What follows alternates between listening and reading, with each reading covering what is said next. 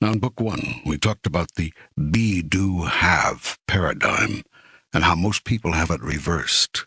Most people believe if they have a thing, more time, money, love, whatever, then they can finally do a thing, write a book, take up a hobby, go on vacation, buy a home, undertake a relationship, which will allow them to be a thing, happy, peaceful, content, or in love.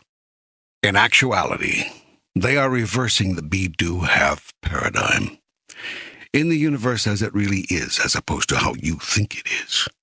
Havingness does not produce beingness, but the other way around. First you be the thing called happy, or knowing, or wise, or compassionate, or whatever. Then you start doing things from this place of beingness.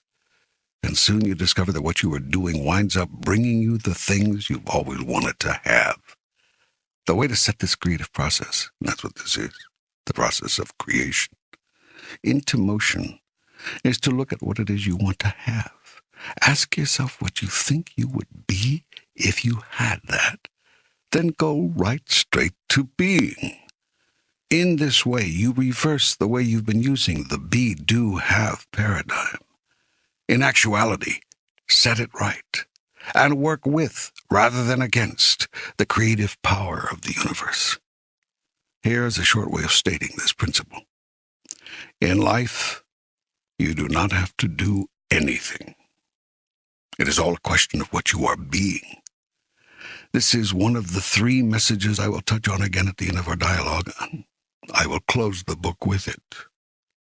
For now, and to illustrate this, think of a person who just knows that if he could only have a little more time, a little more money, or a little more love, he'd be truly happy. He doesn't get the connection between his not being very happy right now and not having the time, money, or love he wants. That's right. On the other hand, the person who is being happy seems to have time to do everything that's really important, all the money that's needed, and enough love to last a lifetime. He finds he has everything he needs to be happy by being happy to begin with. Exactly. Deciding ahead of time what you choose to be produces that in your experience. To be or not to be, that is the question. Precisely.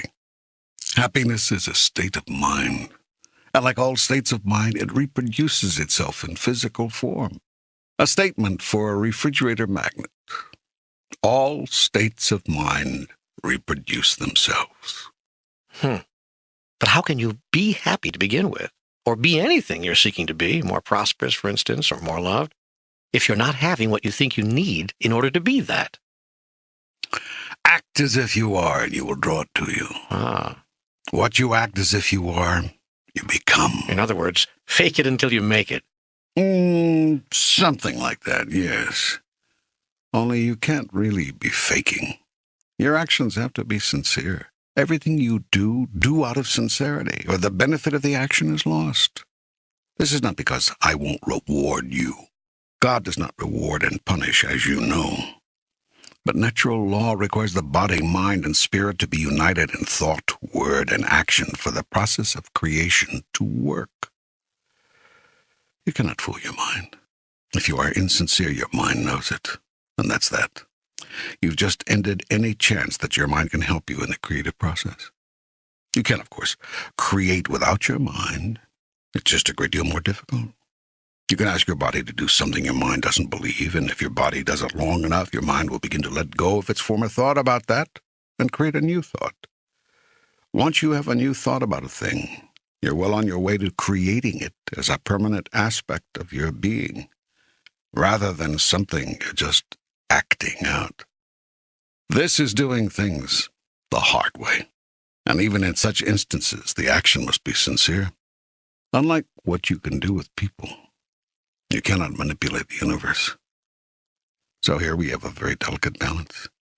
The body does something in which the mind does not believe, yet the mind must add the ingredient of sincerity to the body's action for it to work.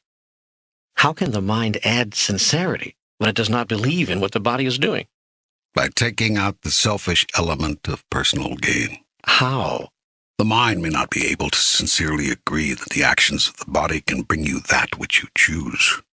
But the mind seems very clear that God will bring good things through you to another. Therefore, whatever you choose for yourself, give to another. Would you say that again, please? Of course. Whatever you choose for yourself, give to another. If you choose to be happy, cause another to be happy. If you choose to be prosperous, cause another to prosper. If you choose more love in your life, cause another to have more love in theirs. Do this sincerely, not because you seek personal gain, but because you really want the other person to have that. And all the things you give away will come to you. But why is that so? How does that work? The very act of your giving something away causes you to experience that you have it to give away. Since you cannot give to another something you do not now have, your mind comes to a new conclusion, a new thought about you. Namely, that you must have this, or you could not be giving it away. This new thought then becomes your experience. You start being that.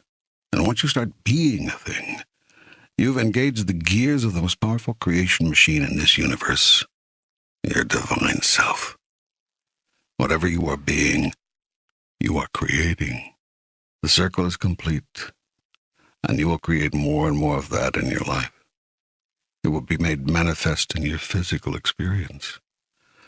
This is the greatest secret of life.